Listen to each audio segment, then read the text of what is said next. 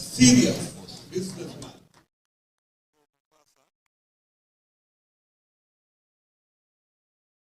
Who is part of the presidential campaign team? 1 minute.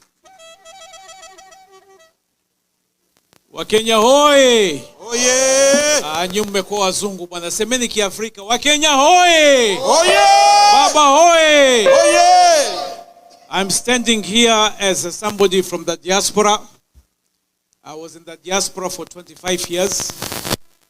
And I went back home and I've seen many Kenyans who've gone back home. And I have not yet found a Kenyan who went home and regretted. Of course, the first few days,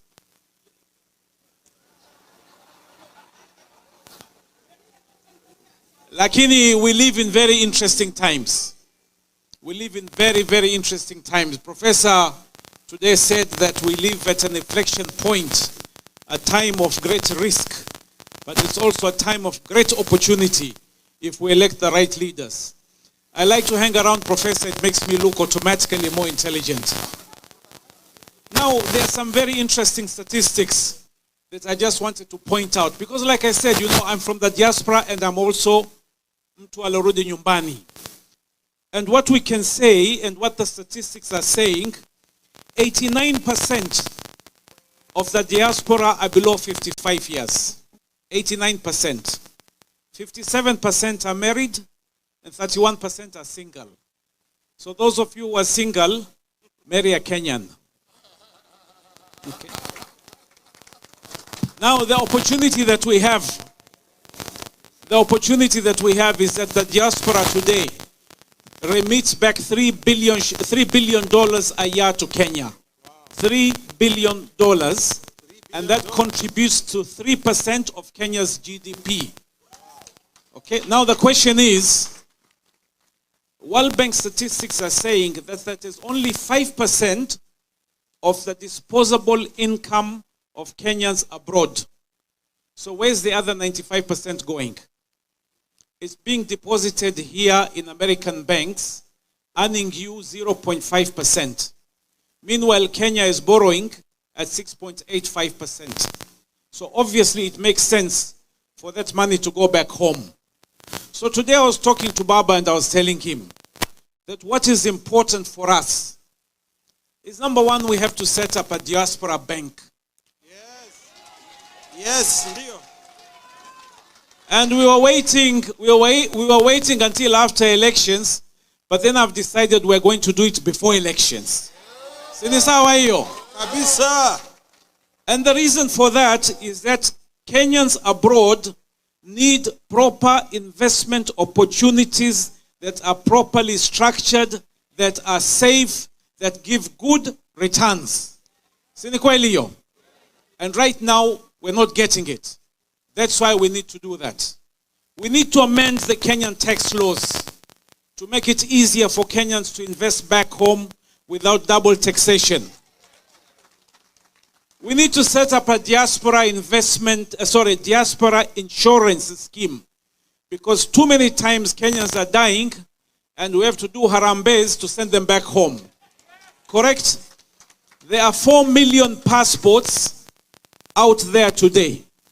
Now, if each passport holder paid only $10 more, it would set up a fund of $40 million that will serve Kenyans abroad. Sinawezekana? We need to provide legal support for Kenyans abroad. Some of them get into problems. Some of them are fired and they leave their benefits behind and they cannot get them. It can be done. Inawezekana. Yeah.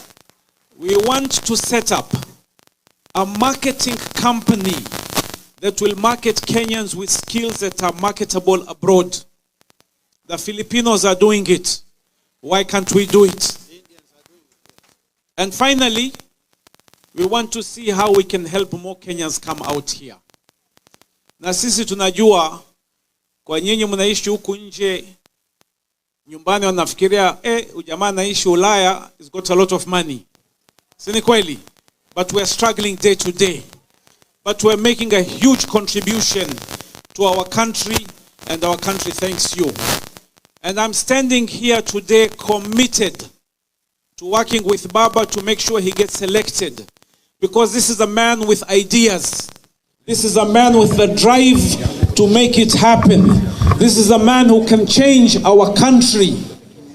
So I want to echo again Martha Karua's words. You may not be able to vote, but you have thousands and thousands of votes behind you. So all these ideas that we're talking about, as Nkrumah once said, seek ye first the political kingdom and all else shall follow. Correct? So tupeleke Baba State House tumalize maneno. Na kumalizia